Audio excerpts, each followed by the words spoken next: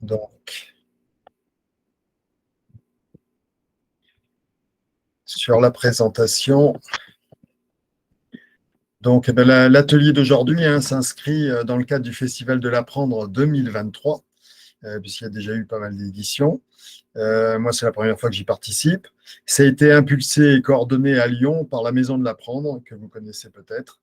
Donc, le Festival de l'Apprendre s'inscrit dans une dynamique internationale sous la bannière du Learning Planet Festival en partenariat avec le e-Learning Planet Institute et l'UNESCO.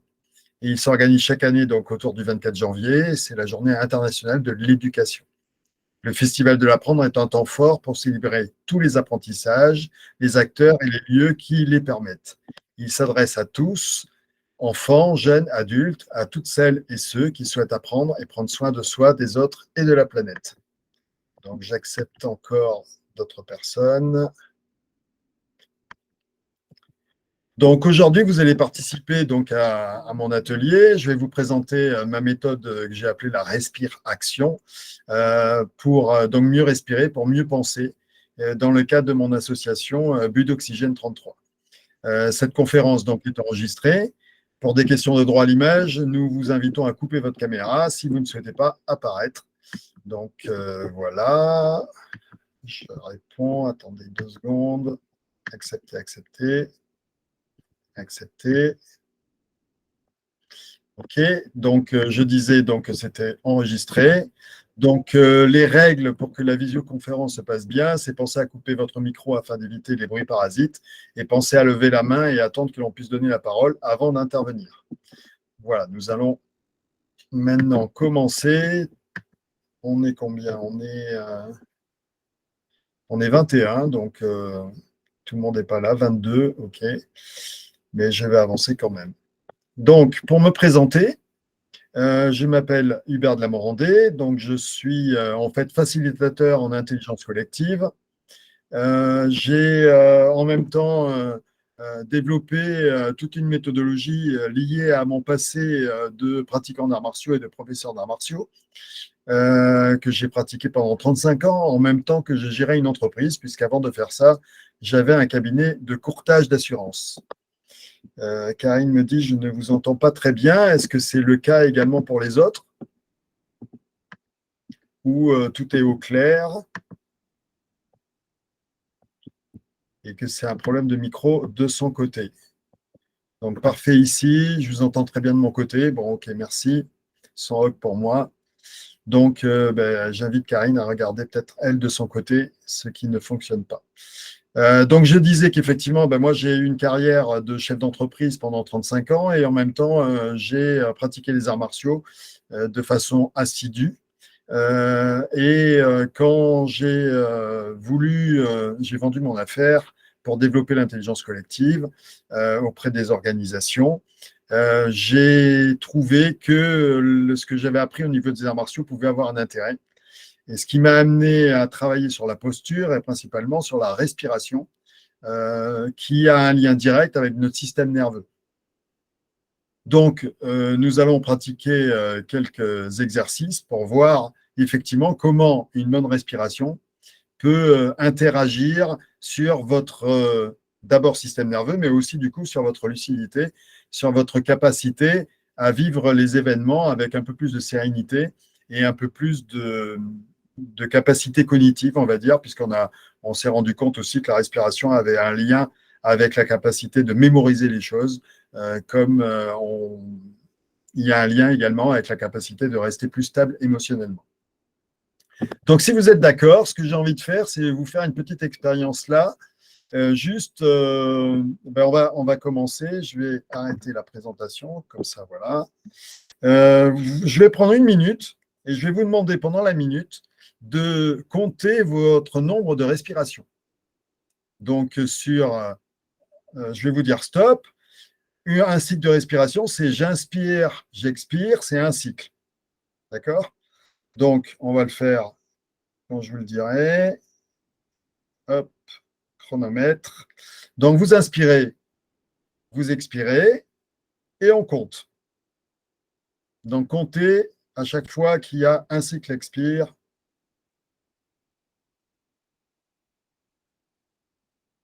Et je vous dirai quand la minute est passée.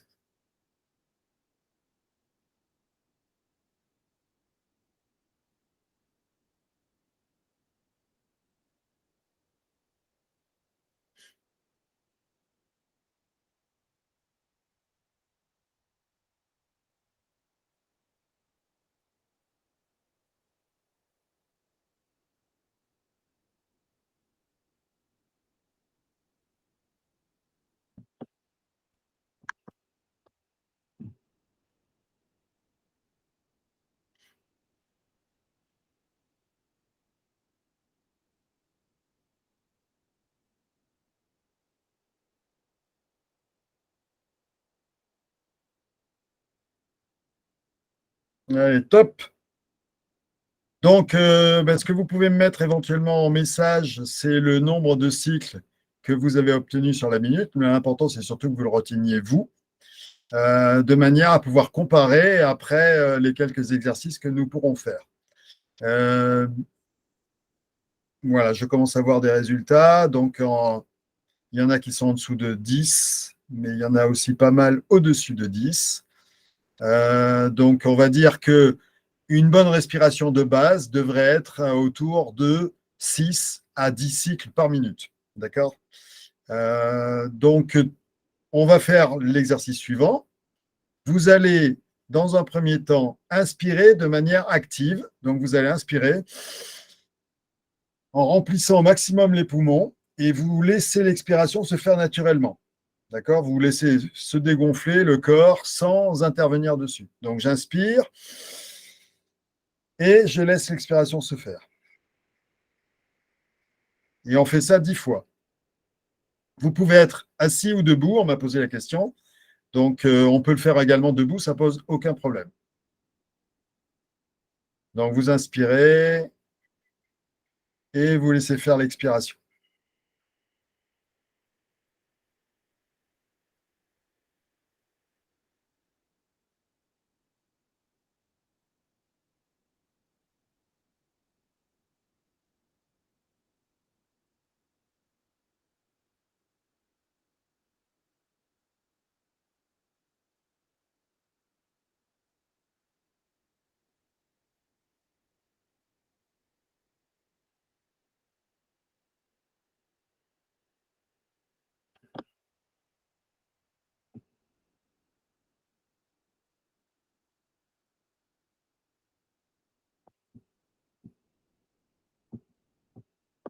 Encore 2 fois, 2, 3 fois.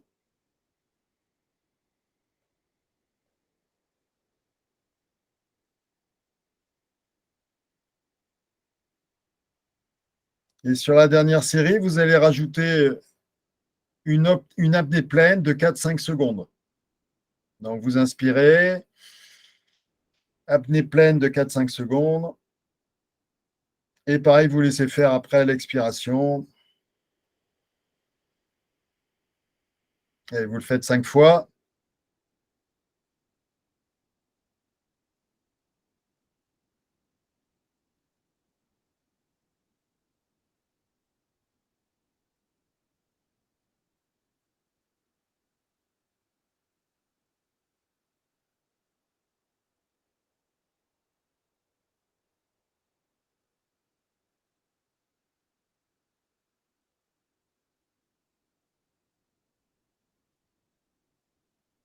Une dernière.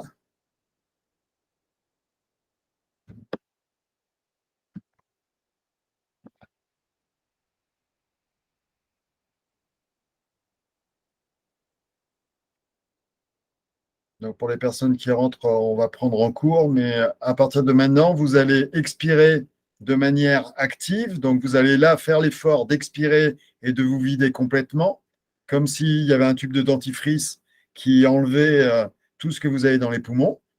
Et par contre, vous relâchez après, vous laissez le corps inspirer et se gonfler tout seul. Donc vous expirez en forçant, en serrant les abdominaux, vous videz, vous relâchez les abdominaux et vous laissez le corps se remplir tout seul à l'inspiration. On le fait pareil 10 fois.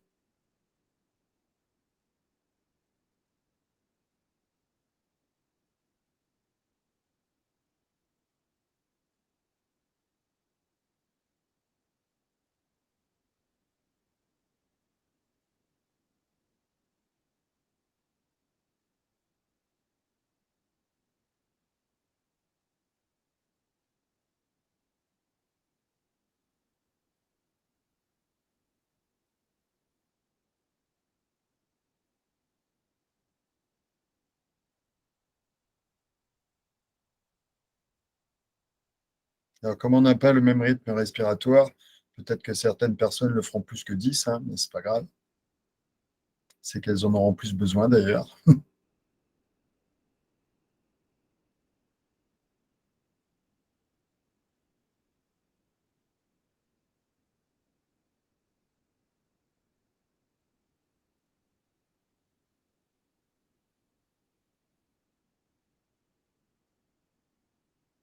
Alors, encore 2 fois.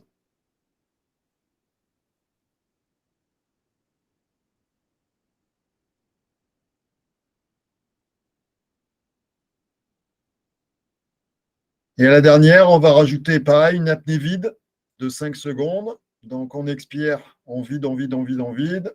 On bloque, on tient l'apnée pendant 5 secondes et on relâche juste le ventre et on se laisse remplir par l'inspiration. On laisse le corps prendre l'air dont il a besoin, pas plus, pas moins. On se contente simplement d'expirer volontairement et le plus loin possible.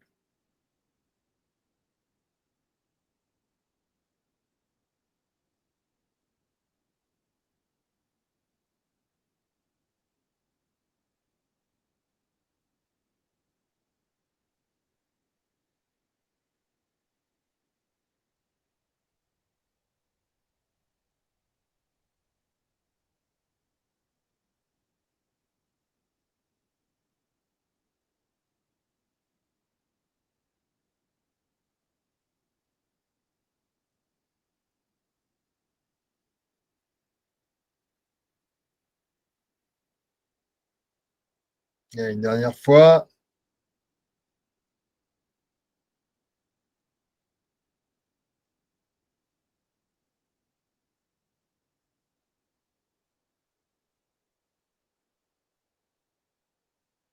OK, la fois suivante, on va inspirer comme on faisait au début, volontairement.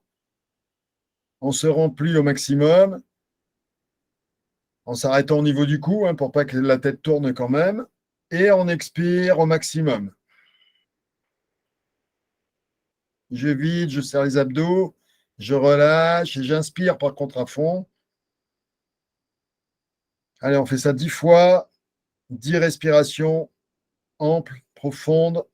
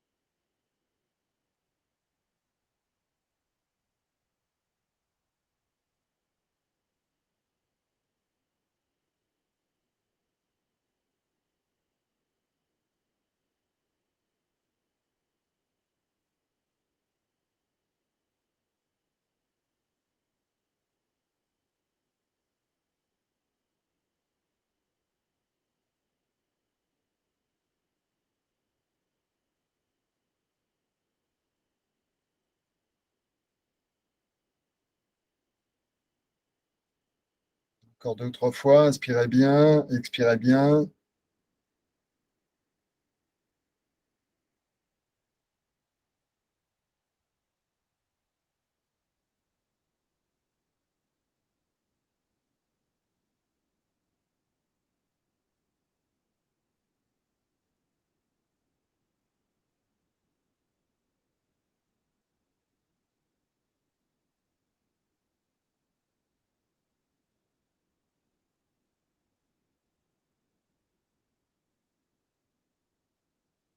Et on va faire 5 fois supplémentaires avec une apnée pleine et une apnée vide de 5 secondes à chaque fois.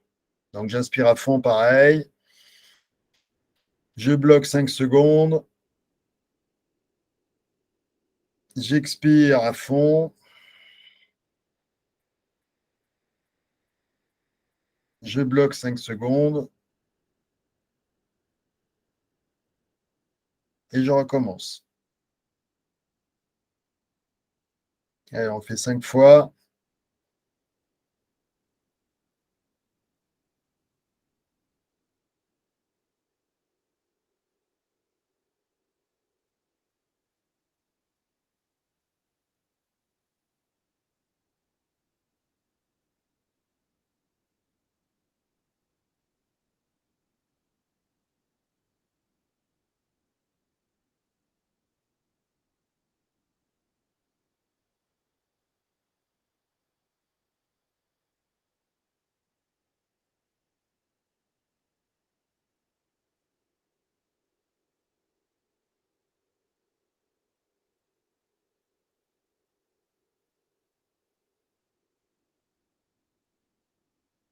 Allez, encore une série.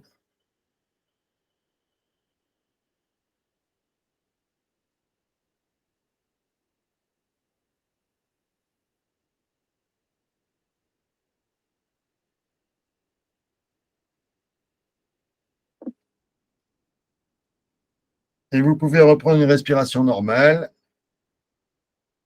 Et pareil, on va s'amuser à compter le nombre de cycles respiratoires. Donc, je vous rappelle, hein, un inspire, un expire, c'est un cycle. Donc, vous laissez faire, là, maintenant, de façon passive, vous vous occupez de rien. Vous comptez juste le nombre de respirations. Vous inspirez une fois, vous expirez, et on y va.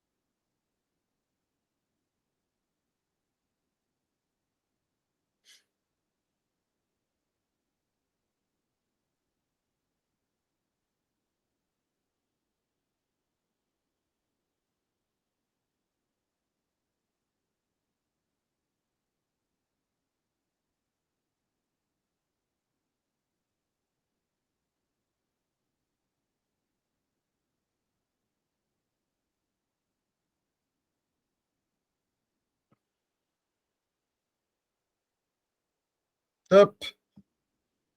OK. Donc, qui n'a pas diminué son temps? Est-ce qu'il y en a? A priori, pas de réponse. OK. Donc, Karine, toujours 12. Vous pouvez parler quand vous voulez. Alors, prenez le micro, il n'y a pas de souci. Donc, alors, dans la file d'attente, donc Karine voulait parler, je l'écoute. Oui, merci. Bonsoir. Bonsoir. Moi, j'ai été à 12 et je suis restée à 12 en fait. Ouais, OK. Ben, on va voir le second exercice. Ben, peut-être qu'il y a eu des difficultés sur celui-là déjà, d'inspirer à fond ou d'expirer à fond ou pas? Ouais, je trouve ça fatigant en fait. Ouais, OK. Donc, ça veut dire que vous ne l'avez pas fait complètement? J'ai essayé de le faire complètement. À un moment, il y a des moments où je m'arrêtais, mais je reprenais quand même. D'accord. Mm. Ça veut dire aussi qu'en réalité, là, ce qu'il faut savoir, d'ailleurs, on en profite pour donner des détails, le diaphragme, est-ce que vous savez que c'est un muscle? Donc, en fait, si c'est un muscle, le problème, c'est qu'il ne se travaille pas volontairement comme on peut travailler un biceps de bras, des cuisses ou des fessiers ou ce genre de choses. Le diaphragme ne peut se travailler que d'une seule façon, avec des respirations.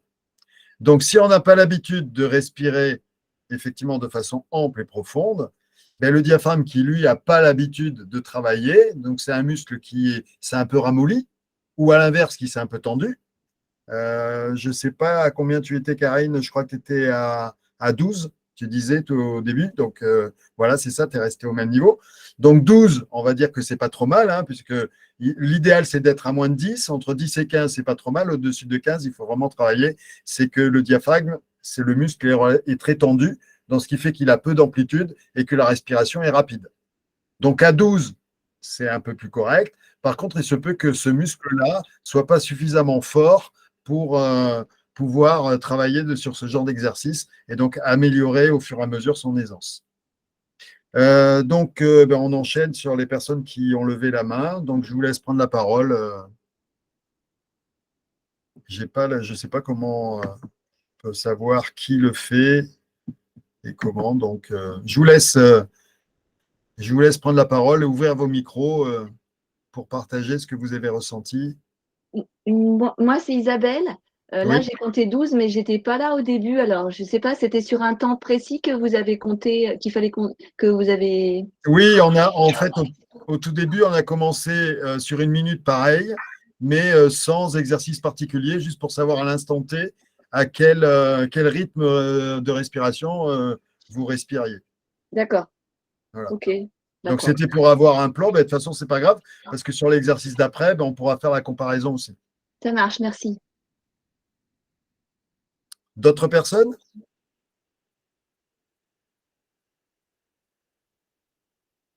Alors, donc, pour les autres, ah, Anne a levé la main. Alors, ouvrir. Oui. Oui, bonjour. Bon. Juste, j'ai une question parce que vous disiez que les respirations normales, c'était entre 6 et 10, et moi, j'ai fait 3. Et là, Ouais. je pense qu'on est en train de s'entraîner à réduire le rythme. Est-ce qu'il ne Ouais. faudrait pas que je l'augmente, moi? Non. Non, en fait, ce qu'il faut savoir, c'est que si vous faites 3, vous avez déjà l'habitude de bien respirer et qu'à partir du moment où on compte, forcément, on se met dans une respiration qui est plus lente que la normale. Puisque quand on n'y pense pas, quand c'est automatique, elle doit être supérieure. Là, le fait que je mette l'accent sur la respiration, surtout si vous pratiquez déjà ou du yoga ou ce genre de truc, bah, vous allez forcément apprendre, vous avez appris à respirer lentement, donc vous pouvez faire des temps assez bas. Mais normalement, néanmoins, avec les exercices, on doit même aller encore un peu plus bas. Normalement, on doit pouvoir même faire une respiration par minute. Alors, Karine pose une question d'ordre technique. De toute façon, il y aura un replay normalement après aussi, donc vous inquiétez pas là-dessus, puisque l'organisation a prévu ça et que je suis en enregistrement. Donc, est-ce que pour Anne, la question, enfin la réponse vous satisfait Oui, ou, oui, très bien, merci. voilà. OK. Alors, pour les autres, donc pour la majorité qui a vu son rythme respiratoire baisser, est-ce que quelqu'un veut intervenir là-dessus, interagir? Est-ce que vous avez senti, alors une question, est-ce que vous avez senti une différence? Parce que normalement, c'est assez clair, entre déjà le fait de compter ce nombre de respirations au tout début sans qu'on ait fait quoi que ce soit, ou il faut bien reconnaître que même sur une minute, alors j'aurais pu prolonger le temps, hein, mais même sur une minute, quelquefois les pensées ont envie de vagabonder. Donc, ça arrive très souvent où on ne sait pas trop, donc on donne un chiffre approximatif parce qu'on a raté quelques respirations. Et normalement, la fois d'après, après l'exercice qu'on vient de faire, normalement, on doit se sentir plus posé. Et même avec une respiration qui a ralenti, ben, on doit pouvoir les compter beaucoup plus facilement. Est-ce que vous avez noté ce détail ou ça ne vous a pas fait ça? Alors, si vous envoyez un message, il faut que je regarde dans les messages. Oui, je suis d'accord. OK, oui. Oui. Bon, c'est bien. Donc, oui, oui, oui. Donc, vous avez senti ça, c'est très bien. OK. Bon, c'est chouette. J'ai remarqué qu'après les exercices, les quelques secondes d'apnée se font automatiquement. Ouais. Là aussi, c'est un élément complémentaire, c'est-à-dire que normalement, quand on respire lentement, correctement, on doit se rendre compte qu'il y a des pauses respiratoires. Ce n'est pas des apnées, c'est des pauses entre l'inspire et l'expire. Donc, le diaphragme, vous savez, c'est une espèce de parachute, un peu comme ça, c'est avec deux coupoles. Et en fait, normalement, quand on inspire, il descend. Et quand il descend, il y a, avant qu'il remonte sur l'expiration, il y a une espèce de pause qui le fait aller après dans l'autre sens. Et de la même façon, une fois qu'on a fini d'expirer, il y a une espèce de pause avant qu'il redescende. Vous voyez, ça fait ce mouvement-là. Comme des ailes d'oiseau, en fait. Donc, du coup, ce temps d'apnée est là pour révéler aussi qu'on ne doit pas enchaîner forcément l'inspiration et l'expiration. Quand c'est le cas, c'est parce que le diaphragme, là encore, il est souvent trop serré, trop tendu. Et donc, du coup, en fait, il est là, il est à son max, il n'a qu'une envie, c'est redescendre, et puis il fait ça sans arrêt, quoi. C'est un peu comme le cœur. Plus on a un cœur qui est petit, plus il bat vite.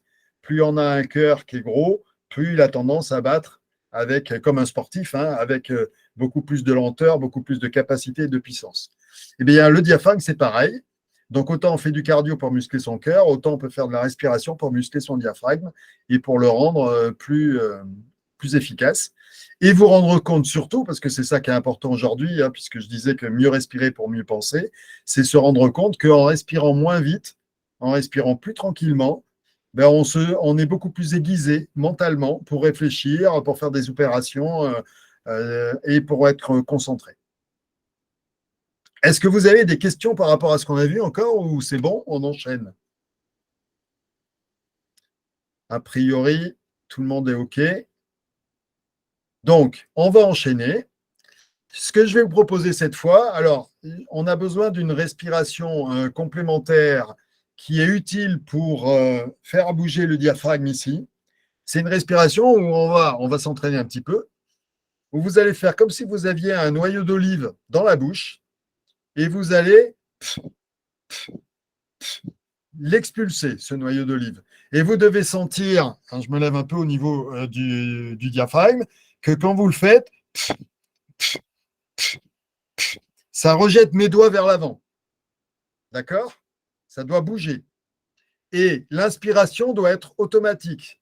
C'est-à-dire que quand j'ai expiré, en fait, j'ai fermé la bouche et automatiquement, l'air revient dans les poumons. C'est exactement comme quand on utilise en fait une pompe pour, je sais pas moi, pour gonfler un matelas pneumatique et vous gonflez avec le pied. Mais en fait, quand vous appuyez sur la pompe, elle envoie de l'air et quand vous lâchez la pompe, l'air est aspiré automatiquement à l'intérieur. Les poumons marchent de la même façon. Donc, en fait, quand j'expirais, l'air revient automatiquement dans les poumons. Alors, quand on n'en a pas forcément conscience, la plupart du temps, on a l'impression qu'il faut inspirer volontairement et c'est ça qui contracte le diaphragme, alors que normalement, c'est l'expiration qui doit être le plus souvent active. On doit faire l'effort d'expirer et l'inspiration doit se faire naturellement. Donc, essayez cette respiration pendant une petite minute, donc par des petits morceaux de 15 secondes, parce que c'est une respiration qui peut être fatigante au début, mais qui est très libératrice après, parce que normalement, quand on y arrive et qu'on le fait bien, ça peut donner ça. Et vous voyez, si je bouge, je ne saute pas sur mon siège. C'est juste parce que le diaphragme bouge et fait bouger tout mon corps. Alors, ça a un intérêt, vous allez voir, par rapport à la récupération qu'on fera, parce qu'on va enchaîner des apnées. Et ça a un autre intérêt, cette respiration-là, c'est aussi pour éviter d'accumuler les émotions et les tensions qui se logent la plupart du temps dans les psoas et dans le diaphragme. Il faut savoir que diaphragme et psoas sont intimement liés. C'est deux muscles qui sont attachés l'un et l'autre et qui finalement assurent la posture du corps et le lien entre les jambes et le tronc. Donc, c'est les deux muscles principaux, on va dire. OK ? Plus vous allez travailler votre capacité à libérer ce diaphragme, plus vous allez voir après votre respiration s'aérer et vous allez surtout éliminer les émotions que vous n'avez pas pu évacuer normalement parce que socialement, c'est difficile d'évacuer de la colère, c'est difficile d'évacuer de la tristesse, parce que notre société ne nous le permet pas. Et quand l'événement arrive, on se retient de pleurer, ou surtout à l'école, on nous a dit pleure pas. De la même façon pour la colère, c'est pas quelque chose qu'on met en avant, on a tendance à le refouler. Donc tout ça, malheureusement à un moment donné, ça reste dans le corps et ça finit par créer des tensions qui, au final, se figent, se cristallisent dans le corps et nous empêchent de bien respirer. Donc, en remettant du mouvement dans notre respiration, on peut éliminer tout ça. Alors, on évite, désolé, quand on pleure, ce qui ne donne pas la permission de tout lâcher. Oui, tout à fait, c'est tout à fait ça. Alors, certains exercices sont-ils à éviter enceinte? Exemple, au yoga, on a dit de ne pas faire des exercices de respiration du feu un peu similaires à cet exercice. Alors, non, celui-là, il n'est pas embêtant. D'ailleurs, quand on accouche, c'est souvent la respiration qu'on utilise, à l'inverse. Donc, elle ne pose pas de problème. Et effectivement, ce n'est pas une respiration du feu, parce que la respiration du feu, on va utiliser plutôt le ventre. Et effectivement, rentrer le ventre. Et là, ce n'est pas un massage que le bébé va forcément aimer. Donc, effectivement, ça, il faut l'éviter. Là, on n'est pas là-dedans. Après, merci pour ce premier. Je dois vous quitter et suivre le replay. Mais écoutez, merci à vous. Voilà, il y a certaines personnes s'en vont. Donc, je vous propose de faire l'exercice. Donc,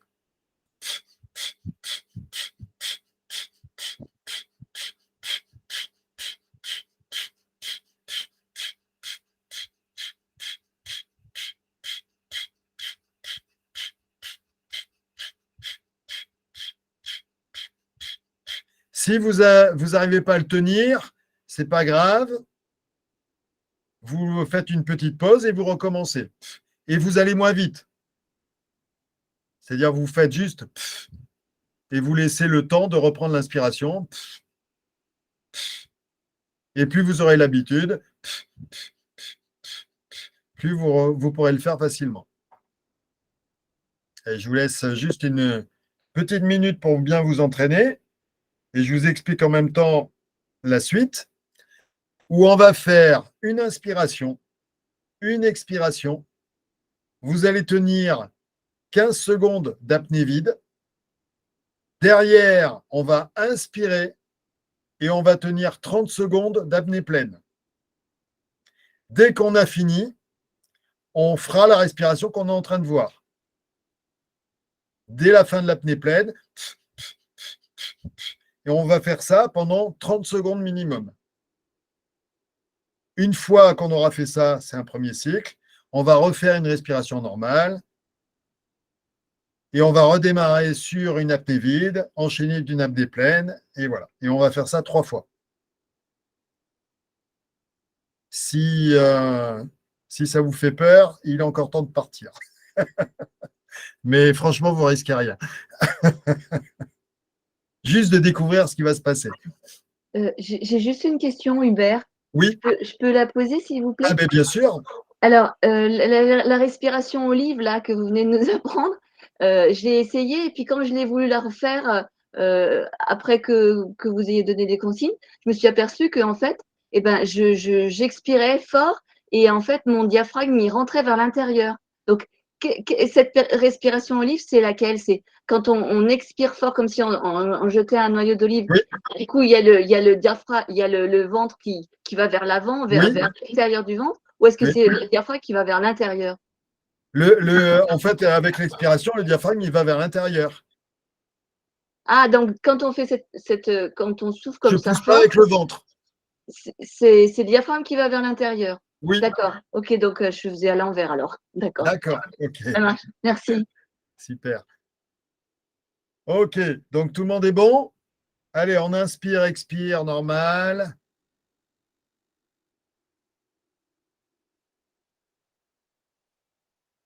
Allez, on inspire.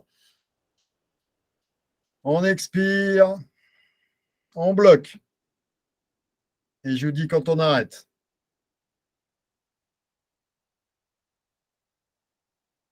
Si vous sentez que c'est difficile, vous pouvez bouger sur votre siège, gesticuler pour tenir un peu de temps.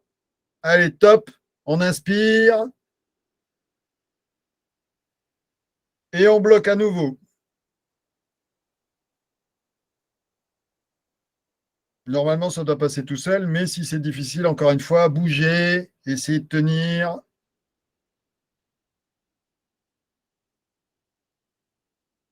Je dirais stop.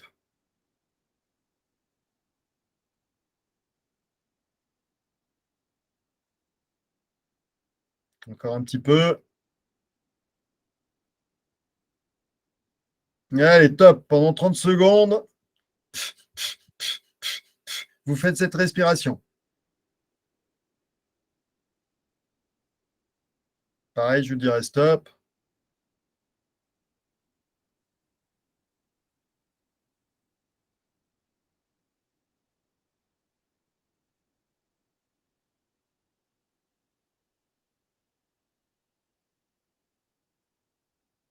Même si ce n'est pas bien fait, ce n'est pas grave. L'important, c'est de le faire.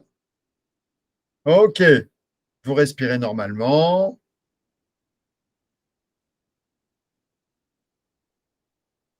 Allez, on fait une inspiration. On va repartir sur les apnées. Une expiration. Et on bloque. On bloque sur l'expire.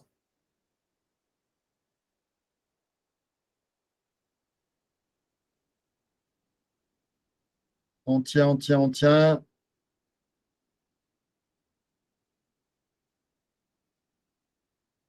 Allez, top. On vide le peu d'air qui reste parce qu'on s'aperçoit qu'il y en a toujours un peu. On inspire et on bloque.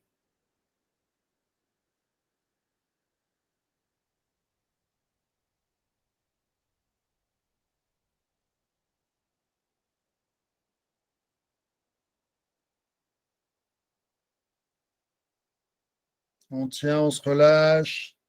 On se détend, on bouge si on a besoin.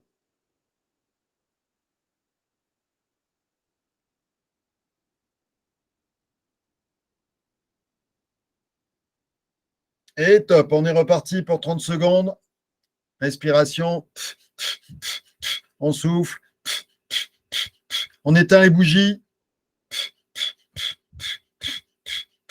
On a 30 bougies à éteindre.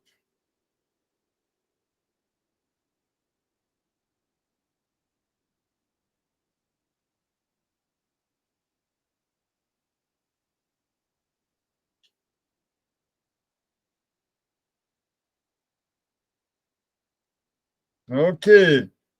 On respire normalement. On inspire. On expire. On bloque.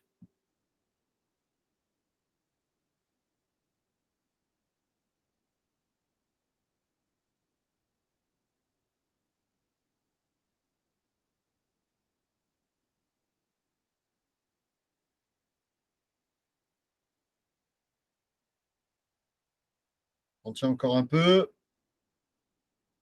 Allez, on expire. Ce qui reste. Et on inspire derrière. Et on rebloque.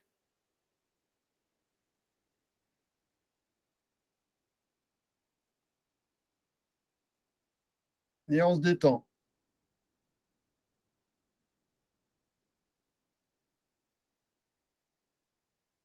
Et on relâche au maximum. Et on bouge s'il y a besoin.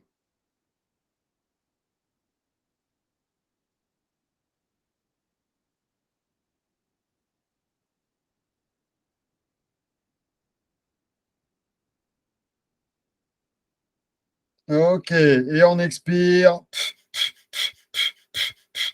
On reprend cette respiration. Allez, pendant un peu plus de 30 secondes. C'était la dernière série.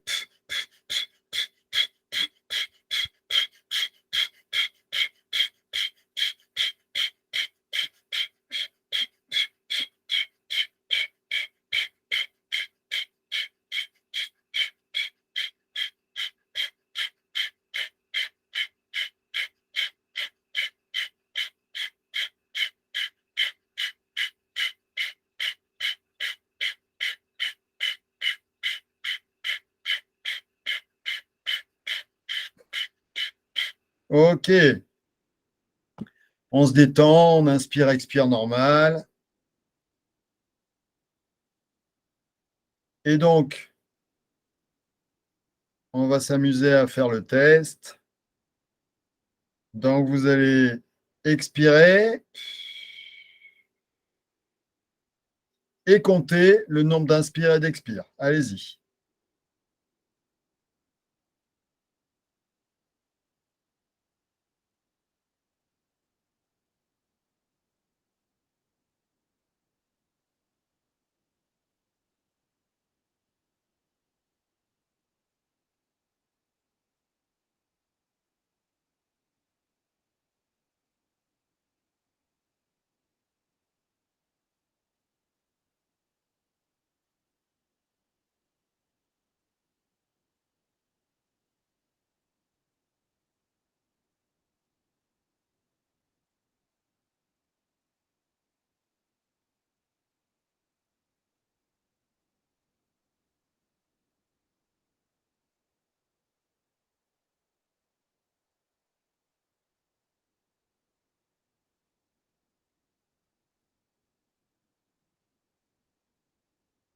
Et top.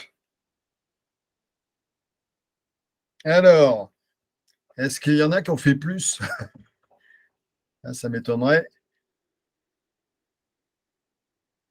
Est-ce qu'il y en a qui ont fait pareil?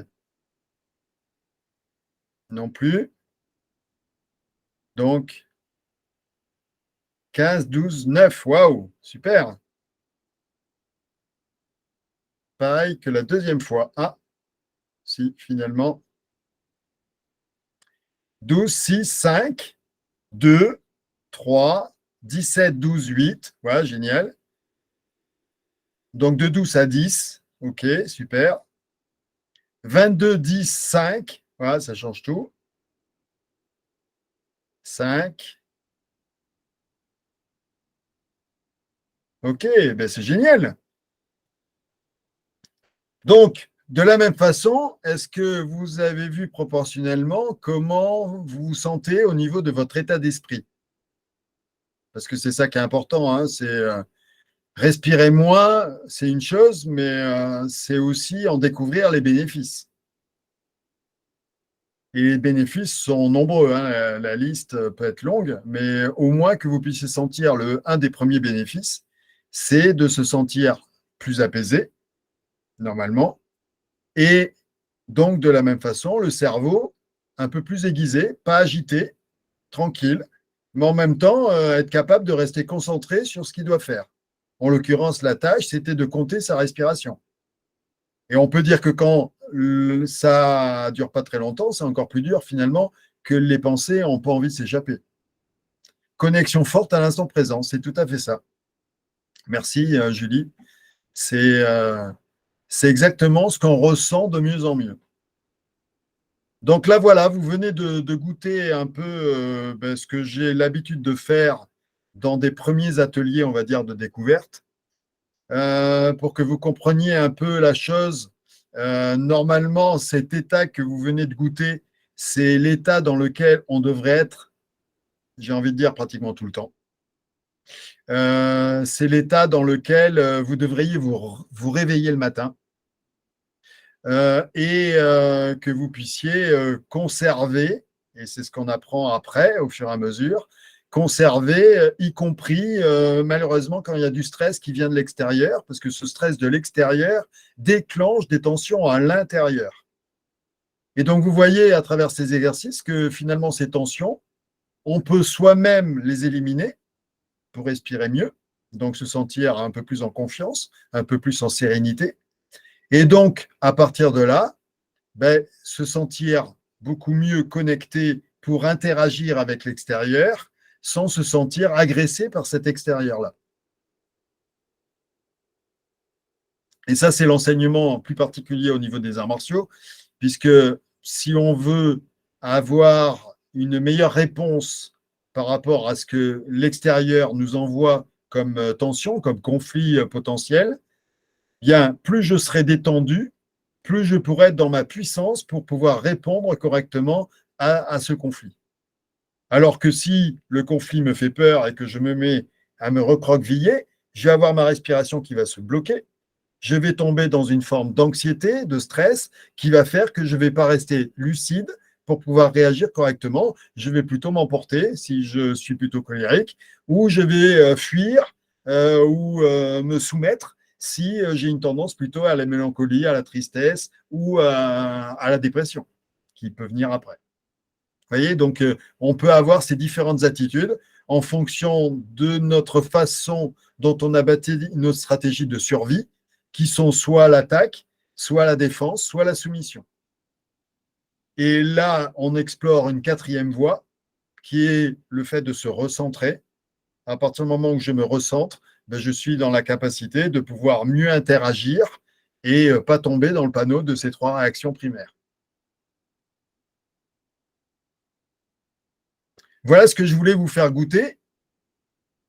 Donc, si vous avez des questions par rapport à ça, je serais ravi de vous répondre. C'est vrai que la respiration est un vaste sujet. Donc, Julie, oui. Est-ce que tu peux répéter les 3 réactions primaires, s'il te plaît? Ah oui, c'est le combat, la fuite ou la soumission. Super. Et j'en profite parce que j'avais une question au niveau de l'apnée dans tes exercices. Quel est l'intérêt de l'apnée? Parce que j'ai ressenti, moi, à un moment, mais après je suis un peu malade, donc peut-être que ça joue aussi. Hein. À un moment, c'est la 3e fois, quand on a fait la 3e fois l'apnée de 30 secondes, j'ai eu besoin de fermer les yeux parce que je sentais que ça bougeait déjà. Et après, ça m'a vraiment permis de me connecter à la profondeur là et à ressentir tout ce qu'il y avait là, mon cœur qui battait vraiment très fort. C'est ça. Et je voulais savoir s'il y avait un intérêt particulier ou physiologiquement, qu'est-ce que ça nous fait en fait dans notre corps. Ouais. Alors déjà, il faut distinguer l'apnée pleine de l'apnée vide. D'accord. L'apnée pleine, moi, je l'utilise plus particulièrement pour que les tissus s'agrandissent, qu'on prenne du volume. On est souvent en fait dans l'idée de s'étirer physiquement. Donc, je lève les bras, je m'étire, j'étire mes muscles, mais ça s'arrête là. Avec l'apnée pleine, en fait, on ne va pas étirer les muscles comme si on nous prenait les muscles de l'extérieur, mais on va essayer, imaginer qu'en fait, il y a un artisan à l'intérieur et qui, lui, est en train de pousser les murs. D'accord? Donc, on s'étire de l'intérieur. Et avec l'apnée pleine, ben, on permet d'accroître cette dimension-là. D'accord? Après, l'apnée vide a aussi d'autres intérêts. C'est l'intérêt mentalement de pouvoir déjà mieux se canaliser et d'améliorer la tolérance au CO2. Alors, pourquoi? Parce que bien souvent, en fait, là où on croit qu'on respire pas assez, parce que en fait, quand on est sur des rythmes respiratoires au-delà de 10, c'est qu'on a l'impression toujours d'avoir une faim d'air. Il nous manque de l'oxygène, on respire. On en veut toujours un peu plus. D'accord? Alors que, normalement, les échanges gazeux se passent de la façon suivante. C'est l'hémoglobine qui apporte l'oxygène dans le sang, vers les cellules. Et pour que les cellules reçoivent cet oxygène, elles doivent pouvoir avoir du CO2 en compensation, le relâcher, parce que c'est un échange de CO2-oxygène. C'est pour ça qu'il doit toujours y avoir un équilibre normalement entre l'inspiration et l'expiration. D'accord? Et cette tolérance au CO2 doit être améliorée justement de manière à que le corps, les cellules puissent garder ce CO2 le plus longtemps possible dans sa structure, afin que l'oxygène qui passe, tout d'un coup, puisse faire l'échange de la meilleure façon possible. Donc, du coup, toutes les cellules vont bénéficier de l'oxygène. Là où si je respire trop vite, en fait, je vais larguer le CO2 trop vite. Donc, du coup, l'oxygène que je prends dans le sang ne va pas se larguer. Donc, il fait un circuit presque pour rien. Et c'est ce qui fait qu'on a la sensation d'avoir toujours une faim d'air. On manque d'oxygène. Alors qu'en fait, on ne manque pas d'oxygène, on manque de capacité à garder le CO2 dans les cellules. Donc, travailler l'apnée vide permet de développer ça pour que nos neurorécepteurs, pardon, ceux qui nous alertent en disant hey, attention, tu manques d'air, ben, reviennent à une position normale, puisque en fait, par notre façon de respirer, comme on a accru le rythme de respiration par minute en l'espace de 30-40 ans, qui a plus que doublé, ben, en fait, on a créé cette incapacité à bien gérer le CO2 et donc, du coup, à être dans l'hyperventilation la plupart du temps. Notre position en plus au bureau, quand on est un peu avachi comme ça, ben, nous empêche de respirer avec une respiration complète, donc bloque le diaphragme, bloque les psoas, et donc la respiration est moins bonne. Si, vous l'avez vu tout à l'heure, si je veux inspirer correctement, en fait, c'est ma respiration qui va me permettre de me maintenir droit. Et donc, je peux travailler en restant droit parce que ma respiration va me tenir.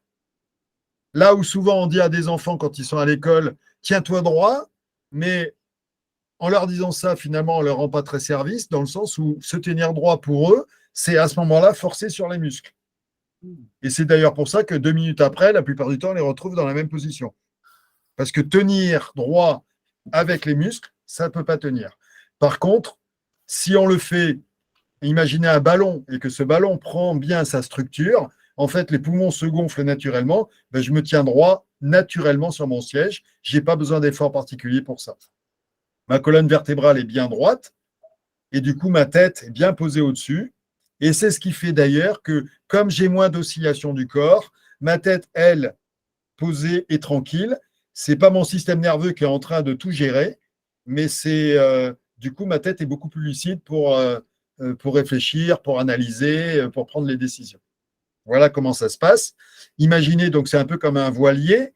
Il y a un mât, c'est la colonne vertébrale. La coque et la coquille du voilier, c'est les hanches, le bassin qui tient bien le mât. Eh bien, si la coque est bien solide et que j'ai ma conscience qui est basée ici, je vais bien tenir le mât. Et donc, ma tête, le gyrophare, la partie qui regarde, le cap, va pouvoir rester lucide pour prendre les bonnes décisions.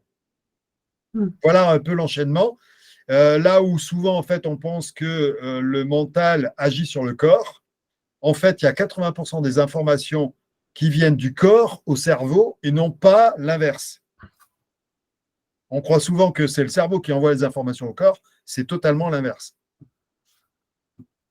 Donc, fort de tout ça, l'idée, c'est de réapprendre à bien respirer, à obtenir une respiration ample, souple, fluide, et du coup, être mieux disposé dans nos interactions et dans notre capacité à prendre les informations pour éviter la surcharge mentale, comme on peut voir de plus en plus dans les organisations et ailleurs. D'où le fait de respirer dans un plastique, oui, en cas de crise d'angoisse. C'est tout à fait ça, pour le CO2. Exact. Merci Charlène pour cette remarque. Donc, vous voyez un peu le processus, comment ça fonctionne. Donc, voilà, moi, je vous invite véritablement à prendre un peu plus de temps pour que vous puissiez utiliser votre respiration comme un baromètre, parce que c'est notre baromètre, notre véritable baromètre, notre boussole, pour savoir si ce que l'on fait nous rend les choses agréables, ouvertes, bien, et on respire bien dans ces cas-là, ou si en fait la respiration a tendance à se refermer parce que la situation ne nous plaît pas pour une manière ou d'une autre. D'ailleurs, chaque émotion a son schéma respiratoire. Par exemple, quand on a peur, on est souvent le souffle coupé, on le dit. Hein. Quand on est triste ou qu'on pleure, c'est plutôt des sanglots. D'accord ? Donc, voilà, la colère, on inspire très fort, on devient tout rouge. Voilà, chaque émotion a son schéma respiratoire. Donc, une fois qu'on a compris ça, on peut comprendre aussi que si je reprends, moi, la conscience de ma respiration, puisque c'est un processus qui est inconscient, mais qui peut devenir conscient, c'est le seul d'ailleurs sur lequel on peut agir, puisque je ne peux pas consciemment diminuer mes battements cardiaques. Par contre, je peux consciemment diminuer mes rythmes respiratoires. Et si je les diminue, en fait, je vais pouvoir reprendre la main sur mes émotions, reprendre la main sur mon stress au fur et à mesure, et reprendre la main sur mes pensées. Voilà ce que je voulais vous dire. Sachant que il y a des études qui ont montré, hein, j'ai envie de dire qu'il n'y avait même pas forcément besoin d'études pour s'en rendre compte, que l'anxiété ne pouvait pas arriver si on a une respiration lente. C'est pour ça qu'aujourd'hui, si vous avez une respiration qui est au-delà de 15, il faut déjà vous en occuper, vous en préoccuper, parce que ça peut être le début d'un seuil après où ça augmente encore et où vous pouvez avoir de l'anxiété qui reste de plus en plus figée dans le corps. Et vous n'allez pas comprendre pourquoi. Alors que si vous restez sur une respiration, on va dire entre allez, 5 et 10, mais même 12, hein, allez, mais max, eh bien, vous diminuez les chances que l'anxiété reste vraiment dans votre corps et vous impacte énormément. Donc, ça fera du bien, vous aurez moins de thérapeutes à aller voir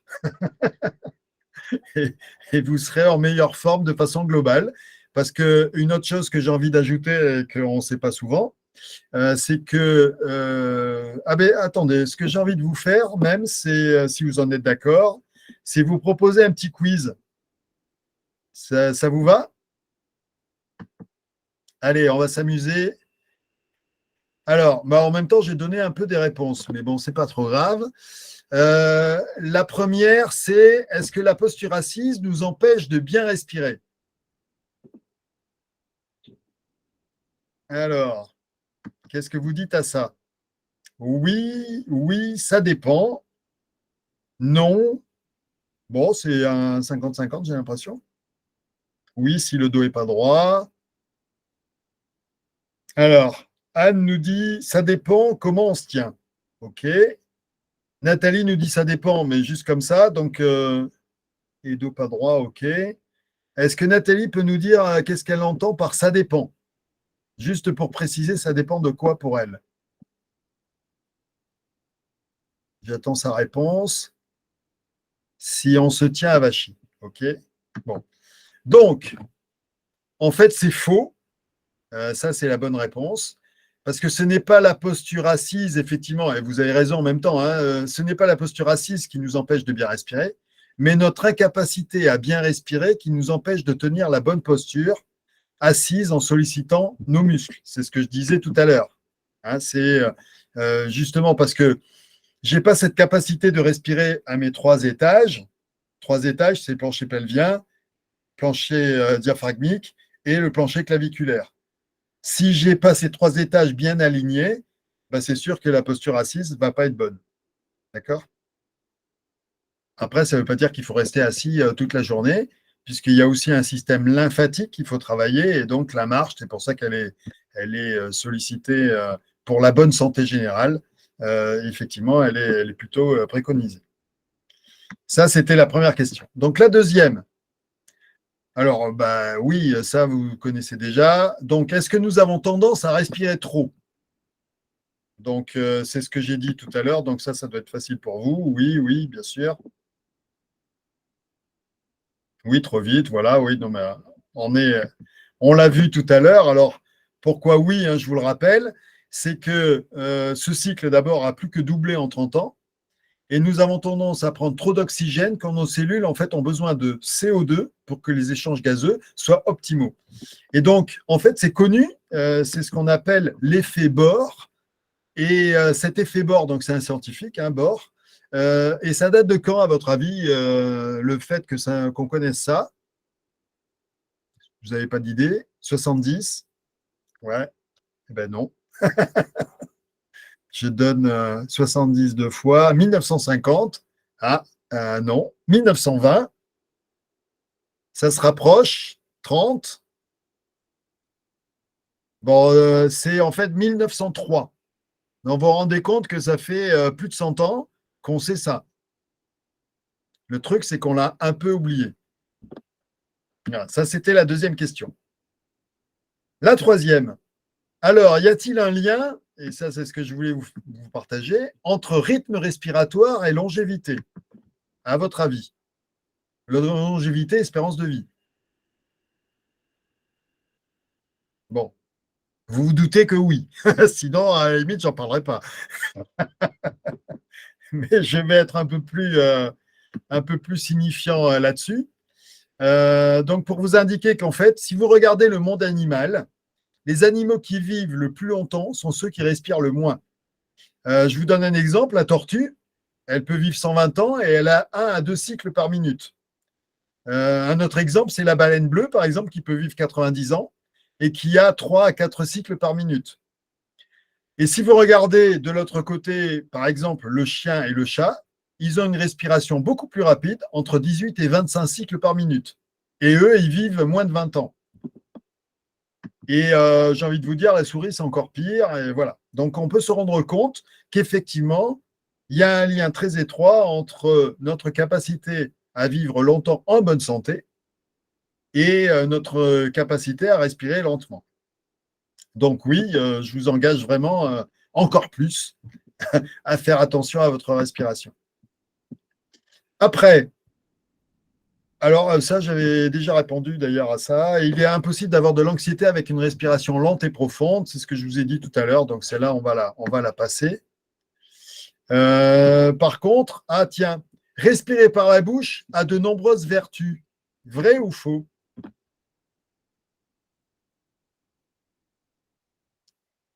Faux pour Charlène. Non, non. Vrai pour Nathalie. Faux. Vrai pour Isabelle. Alors, j'ai envie de poser la question à Isabelle et à Nathalie pour me dire en quoi ça serait vrai pour elles.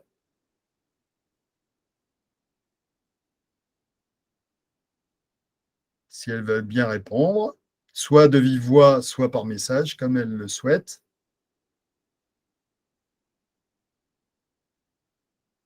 Nathalie, on respire plus profondément. OK. Laurine, ouais, le nez agit comme un filtre d'air, ça, effectivement. Et Isabelle, idem, OK, pour respirer plus profondément. Alors, j'ai déjà fait du breathwork, OK, Julie, avec bouche ouverte, alors j'imagine qu'il y a un intérêt. C'est ce que j'avais envie de vous dire. Le breathwork aux États-Unis est super connu comme la respiration holotropique, où on fait des respirations effectivement bouche ouverte. Moi, je ne le conseille pas. Voilà. Ma vision des choses, c'est qu'on crame le cerveau, en fait, parce que la respiration par la bouche, c'est très mauvais pour le système nerveux, c'est très mauvais pour le corps. Donc, ça fait disjoncter. D'ailleurs, souvent, on part. Alors, ils appellent ça aux États-Unis parce qu'ils ont toujours le don de mettre les choses d'une certaine manière, les enrober. Ils appellent ça d'état modifié de conscience. Mais effectivement, c'est un peu comme si on se cramait avec de l'alcool ou avec une cigarette. Enfin, pas qu'une cigarette d'ailleurs, avec plutôt de la coke ou ce genre de truc. Bon, moi, je trouve ça très relatif parce que la vie, elle réclame plutôt de la lucidité et non pas de partir en live. Par contre, il y en a qui aiment bien parce que la vie est faite aussi de moments où on ne s'est pas lâché. Donc, il y a plein de choses, et c'est d'ailleurs ce que dit la respiration holotropique, c'est que tous ces éléments-là, à un moment donné, il faut qu'ils sortent. Moi, je ne suis juste pas d'accord, c'est que je ne les ferai pas sortir comme ça, en tout cas, parce que c'est assez violent. Ça libère momentanément, je ne suis pas sûr que ça libère complètement dans la durée. Voilà. C'est là où il faut se poser de vraies questions en tout cas. Et donc, effectivement, alors, ça dépend, ça aide d'être dans un état modifié de conscience, à ne pas faire dans l'abus, il faut être accompagné. Ah oui, absolument, c'est tout à fait ça. Et moi, j'ai envie de vous poser la question, un état modifié de conscience, ça aide, ok, mais quel est l'état modifié de conscience que vous voulez et à quoi il vous sert? Si vous ne savez pas répondre à ces questions, c'est comme si vous fumiez un joint, vous changez d'état modifié de conscience, mais ça ne sert à rien. Si, à part enlever le stress de la réalité en se disant, là, je suis bien là, je plane. OK, mais il faut être lucide par rapport à ça, parce qu'en réalité, si c'est ça, ça veut dire surtout qu'il y a beaucoup de tensions qui ont été accumulées, où il y a une gêne sociale, il y a une émotion qui fait que je ne sais pas trop quoi faire. Donc, je la cache avec une cigarette, avec de l'alcool. Enfin, il y a plein de façons. C'est comme ça qu'on tombe dans l'addiction avec la dopamine. Et en fait, ce n'est pas un état modifié de conscience qu'il faudrait avoir. C'est plus de détente. pour reprendre un peu les rênes de son système nerveux et à partir de là, revoir les choses un peu plus lucidement pour agir de meilleure façon, de façon effectivement beaucoup plus lucide, avec beaucoup plus de discernement, que se dire je chointe et je suis plus là, comme ça je risque rien. Vous voyez, c'est un peu plus embêtant. Donc voilà, moi je vous donne mon avis, après chacun fait son expérience là-dessus, mais je pense que ce n'est pas quelque chose qui est à développer dans tous les cas. Ça peut être bien un moment parce que ça a été surtout utilisé aux États-Unis, ça vient de psychiatres qui ont découvert que rentrer dans ce genre d'état modifié de conscience, on s'en sert d'ailleurs, psychotroques et autres, pour des gens qui ont des problèmes mentaux avec une surcharge mentale, des traumatismes sévères. Et donc pour eux, en fait, le problème, c'est qu'ils ne peuvent pas rester lucides, donc il faut leur couper le lien avec le système nerveux, à l'inverse, et pour après reprogrammer ça gentiment. Mais on n'en est pas là, pour la plupart. Donc, il vaut mieux travailler sur d'autres aspects, à mon avis. Voilà, ça, c'était la parenthèse. Donc, sinon, pour répondre, effectivement, il ne faut pas respirer avec la bouche, mais il faut respirer avec le nez. Car il recèle, entre autres, une molécule cachée qu'on connaît depuis 1998. Elle a fait l'objet d'un prix Nobel, c'est l'oxyde nitrique. Et cet oxyde nitrique a la particularité de participer à la protection de l'appareil respiratoire et réguler le flux d'air et les échanges gazeux au niveau pulmonaire. C'est en fait un antibiotique naturel. Donc, outre les autres aspects, comme on a dit que c'était un filtre antibactérien, ainsi de suite, super important, c'est aussi le nez, la capacité de réchauffer l'air quand il rentre et donc de ne pas agresser les poumons, parce que l'air, à ce moment-là, rentre dans les poumons un peu plus chaud que si on le prend avec la bouche qui est complètement froid. Donc, pour les tissus, ce n'est pas bon non plus. Vous voyez ? Donc, il y a beaucoup d'éléments qui font que la bouche, c'est à supprimer. Voilà. Donc, je vous en supplie, concentrez-vous à respirer par le nez de la meilleure façon possible. Allez, on va passer à une dernière. C'est la respiration pourrait-elle avoir une influence sur la mémoire ?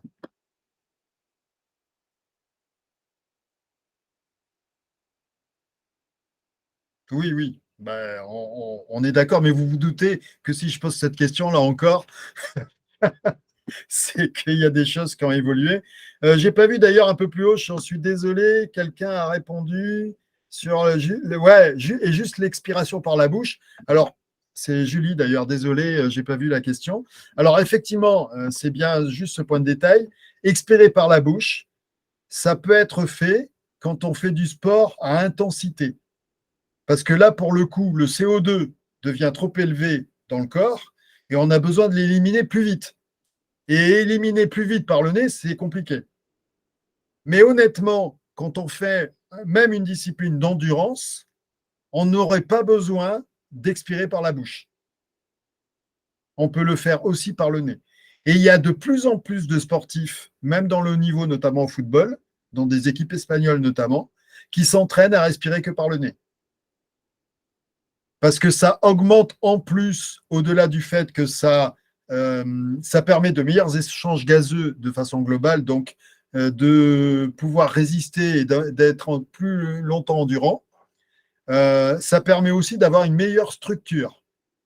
Alors, vous seriez dans mon dojo ici à Bordeaux, on pourrait le voir, mais en fait, bien souvent, le test que je fais faire, c'est que je mets la personne debout et je lui demande d'ouvrir la bouche et je la pousse avec un doigt. Ben, quand elle ouvre la bouche, elle ne tient pas en place. Elle tombe en arrière. Si par contre, elle respire bien avec le nez et la bouche fermée, son corps est beaucoup plus solide. Voilà. Donc, c'est important, là aussi, de respirer par le nez pour se rendre compte de ça, puisque la conséquence, c'est qu'une structure pas solide, c'est un mât qui part dans tous les sens et un système nerveux qui s'inquiète.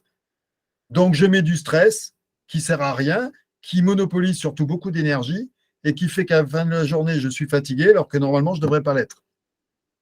Vous voyez le processus jusqu'où ça peut aller.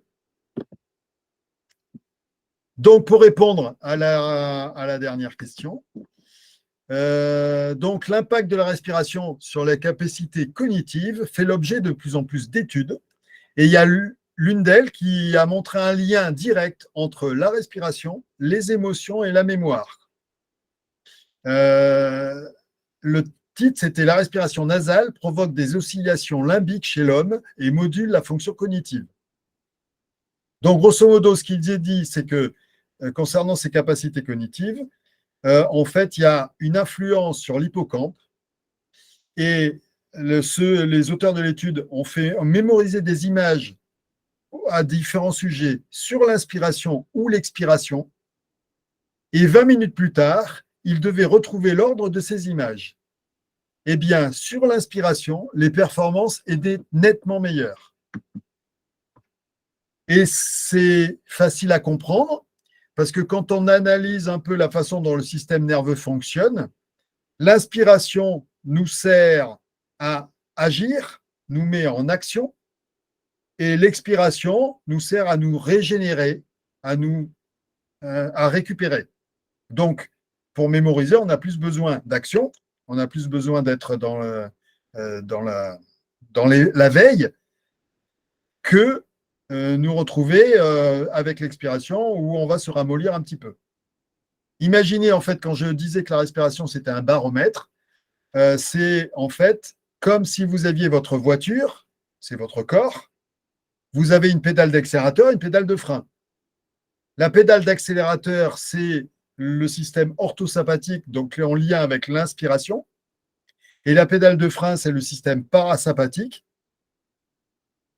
Et donc, ça permet de freiner son véhicule. D'accord ?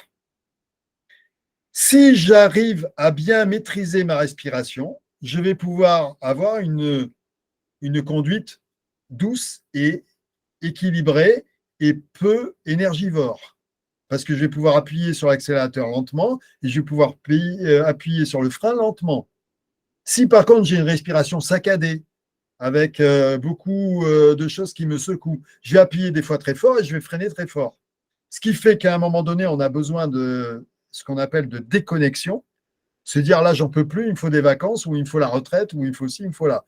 Heureusement, vous êtes jeune, la retraite, c'est pas encore, mais en tout cas, on est de plus en plus pris par une espèce de tourbillon, on ne sait pas comment s'en sortir, et on se dit qu'à certains moments, il faut déconnecter.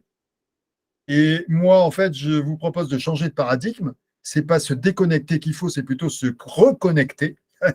Donc, améliorer sa qualité de présence à soi pour reprendre le tableau de bord de son véhicule, qui au départ n'est pas visible, se rendre compte quand j'accélère et quand je freine, et plus j'aurai de la capacité à nuancer cette accélération et ce frein, plus je vais bien utiliser ma voiture. Et donc, je vais passer du gasoil, qui n'est pas terrible en ce moment, à une voiture un peu plus électrique, où je vais pouvoir tenir un peu plus longtemps avec une batterie que je saurai conserver pour toute la journée. Et le sommeil restera mon moment réparateur suffisant pour repartir la journée suivante, non pas déjà avec un déficit d'énergie, mais plutôt avec un reboost à 100%. Et ça serait la logique. Voilà. Mais pour arriver à ça, il faut avoir là encore une respiration qui est entre 5 et 10 par minute. Ça, c'est la base. Et après, moi, c'est ce que j'enseigne dans mon dojo, c'est apprendre à garder cette respiration-là de 5 à 10, y compris dans la tempête.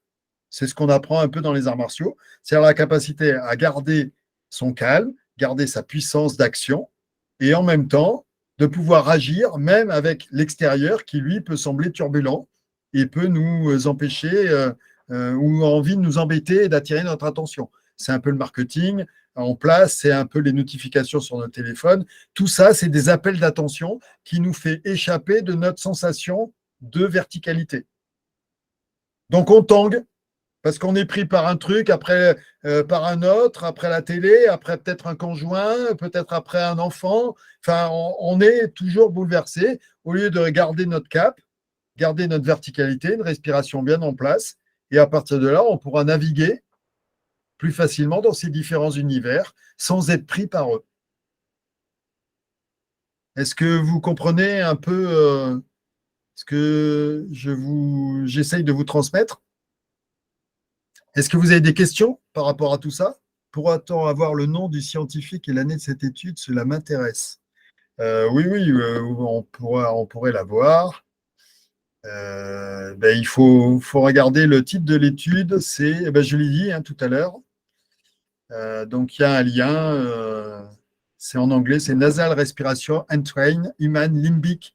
Alors, moi, je suis nul en anglais. Oscillation and Modulate Cognitive Function. Voilà. On pourrait tout retrouver là-dessus.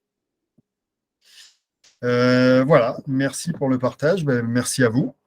Il faudrait faire ces exercices quotidiennement.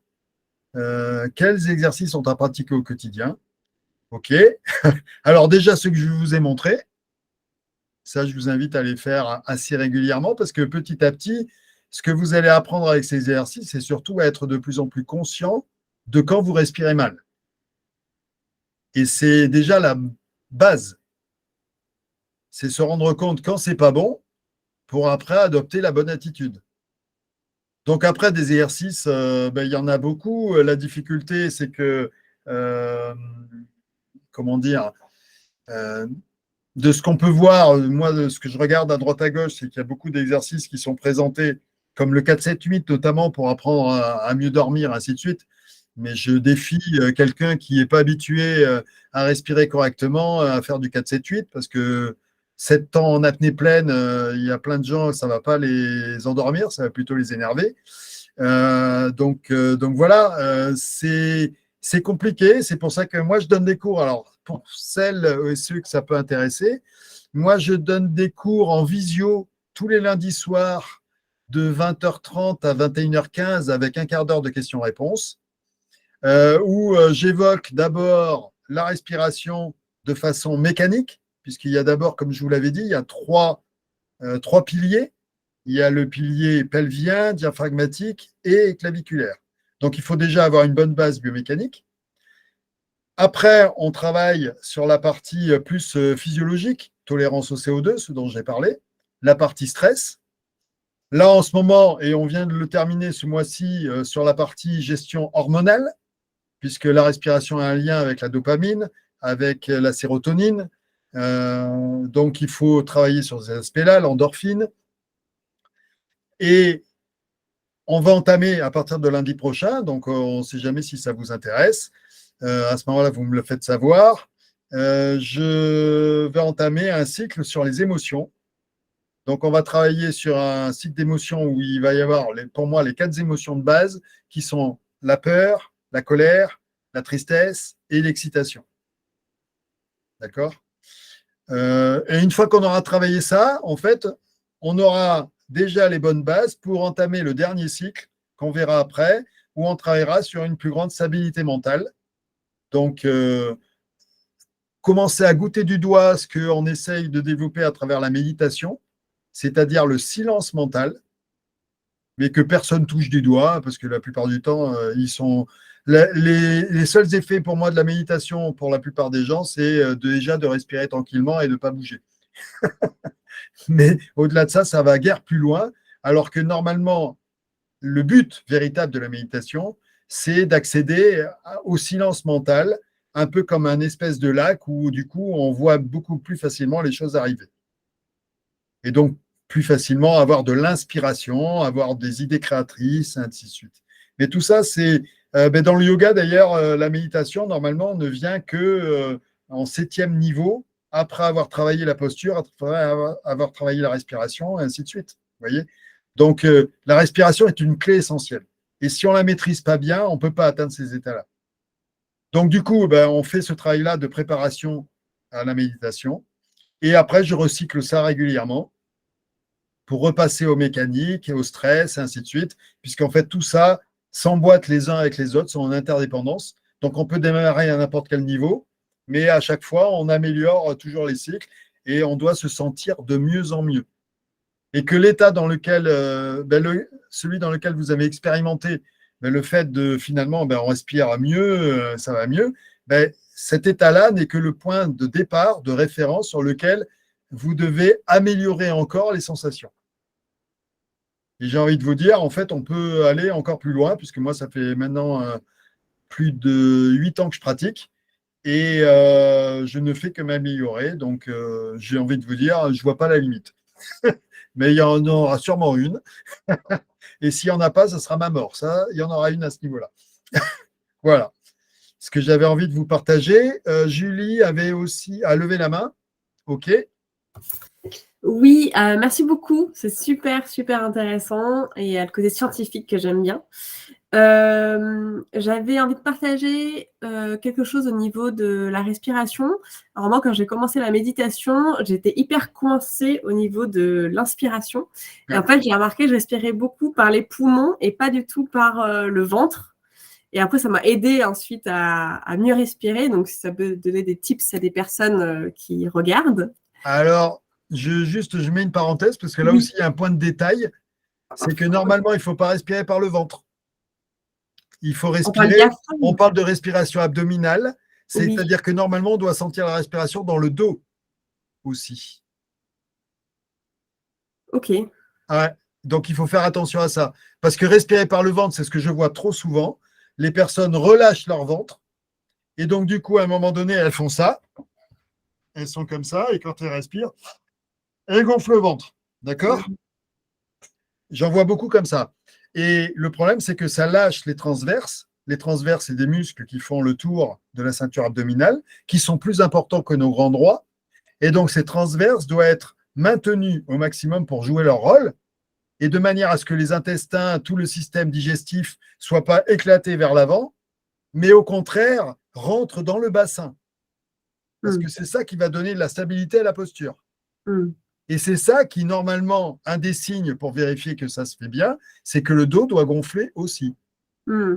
Voilà. Donc, c'était juste cette parenthèse, mais c'est important parce qu'il faut éviter de respirer avec le ventre. Voilà. Okay. Mais aussi par la cage thoracique parce que j'étais très coincée, mais parce qu'on m'a dit que je respirais que par là. Et c'est vrai que j'avais le bas de mon bassin, je ne l'utilisais pas du tout quoi, au début. Je comprends. Donc, ça m'a aidé quoi. Et, mais sinon, j'ai remarqué pendant les exercices que j'ai toujours un déséquilibre en quelque sorte entre mon inspiration qui est vite coincée, malgré que je respire par le dos, etc., et l'expiration qui est beaucoup plus profonde.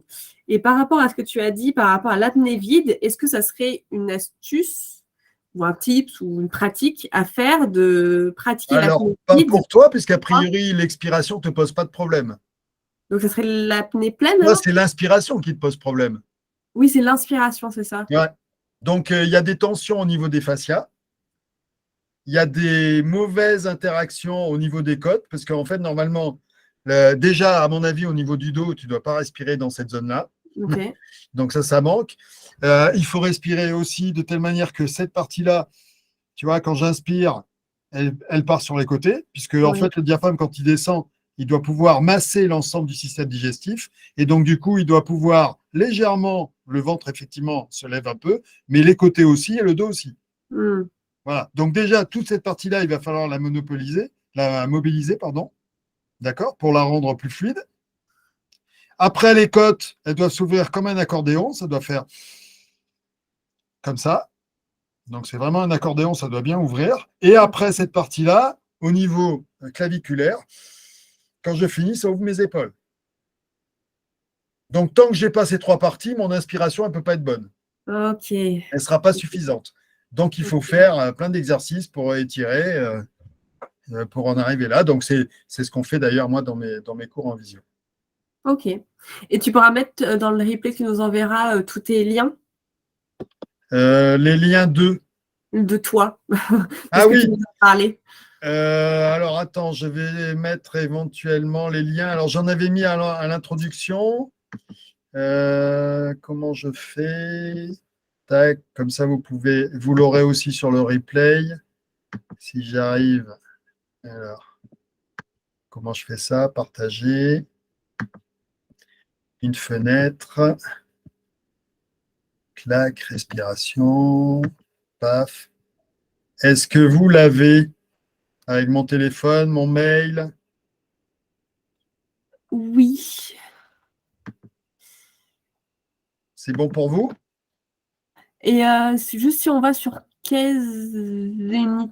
zénitude, est-ce qu'on a, ou faut noter aussi le Breathing Well à la fin?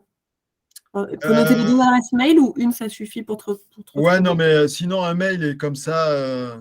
Ah oui, sinon un mail. Ok, super. Ouais, c'est plus simple, le mail. Et comme ça, je vous envoie les infos. Sinon, de toute façon, en tapant Bracing Well, normalement, vous devriez trouver aussi les éléments. Ou Casinitude, vous trouverez également les éléments. Mais de toute façon, vous pourrez le retrouver après dans le replay, tout ça. Super, merci. Merci Voilà. beaucoup. Parce que là, le lien Bracing Well, c'est le lien aussi pour les organisations, puisque j'interviens aussi en entreprise. Donc, je peux animer des ateliers pour des entreprises. Sur des temps d'une demi-journée, d'une journée, même des fois faire des team building autour de la respiration. Ça peut se faire aussi de manière plus amusante, même si moi je préfère travailler sur la notion de qualité de vie au travail, la notion de bien-être. Donc, puisque c'est ça qui est important. Et aujourd'hui, beaucoup d'entreprises sont en train de trouver un biais pour développer ça. L'avantage, moi, de la respiration, c'est qu'en fait, on peut la faire même en travaillant après, du coup. Donc, on peut s'exercer tout le temps en voiture, en marchant. Il y a plein d'éléments où on peut travailler la respi. Donc, c'est pour moi un élément essentiel.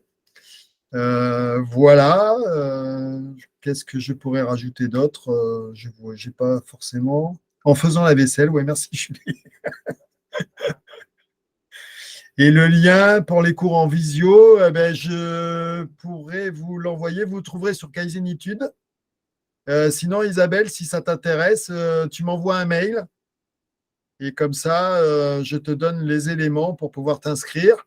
Donc, j'ai une offre sur un mois sans engagement sur la durée. Vous pouvez essayer pendant un mois, donc ça vous fait 4 séances à 30 € sur le mois. Et après, par contre, si vous vous inscrivez, ça passera à 25 € par mois jusqu'au mois de juin. Et puis après, on redémarre en septembre pour ceux qui ont envie de continuer. Et voilà comment ça se passe. Donc, j'ai déjà un groupe de 8 personnes et je monterai de toute manière maximum jusqu'à 12. Après, je créerai d'autres groupes sur d'autres jours de la semaine en fonction de chacun. Voilà, je vous remercie également. Je vous souhaite une bonne soirée à toutes et tous. Je ne sais pas s'il y a encore des hommes, je n'ai pas vu. En tout cas, merci pour votre attention. Puis je suis disponible si vous avez des questions ou si vous avez envie de développer davantage cet aspect. Merci, bonne soirée. Merci beaucoup. Bonne soirée. Merci. Merci.